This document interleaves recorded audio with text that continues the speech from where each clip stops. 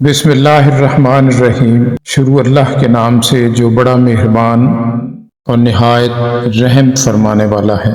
بلغ العلا بکمالہ کشف الدجی بجمالہ حسنت جمیع خصالہ صلو علیہ وآلہ۔ جناب حضرت واصف علی واصف صاحب فرماتے ہیں، رات کو روح کے حجابات اٹھتے ہیں۔ انسان کی روح رات کو انسان سے ہم کلام ہوتی ہے۔ خود شناسی اور خود فہمی کے مراحل رات کو آسان ہوتے ہیں۔ رات بہت بڑا راز ہے۔ علم کی تعریف کیا ہے؟ جاہلوں کے ساتھ گزارا کرنا۔ اور عقل کی تعریف کیا ہے؟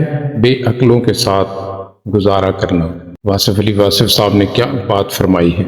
عشق الہی در حقیقت عشق محبوب الہی ہے۔ اللہ کے حبیب صلی اللہ علیہ وآلہ وسلم کی محبت عطا کرتے ہیں اور اللہ اپنے محبوب صلی اللہ علیہ وآلہ وسلم کی محبت عطا فرماتا ہے۔ محبت محبوب کی اطاعت میں مجبوری کی نفی کا نام ہے۔ ایثار محبت کا اعجاز ہے۔ محبت حیرت پیدا کرتی ہے، محویت اور بیداری پیدا کرتی ہے۔ زندگی کے اصلی کرب سے نجات کا واحد ذریعہ محبت ہے۔ جب محبوب کا ساتھ ہو، ایک آدمی کہتا ہے کہ مجھے بازار جانا ہے لیکن میں تھکا ہوا ہوں، دوسرا کہتا ہے میں تیرے ساتھ چلوں گا۔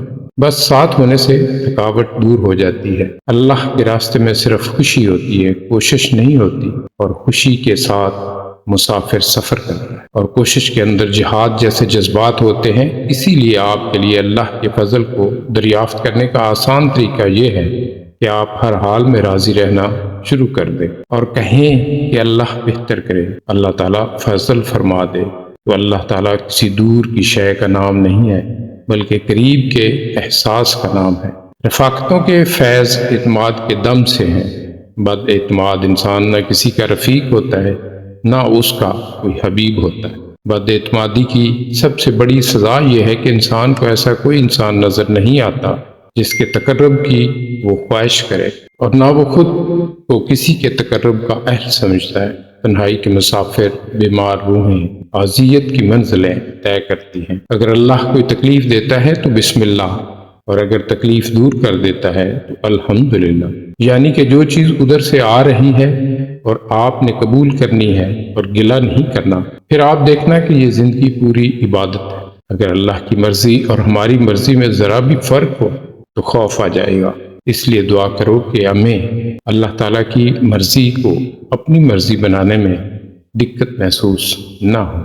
تحقیق کے دور میں جب کبھی سوال پیدا ہو، اس کے جواب کے لیے مناسب انسان کی طرف رجوع کرنا ہی سوال کا آدھا جواب ہے۔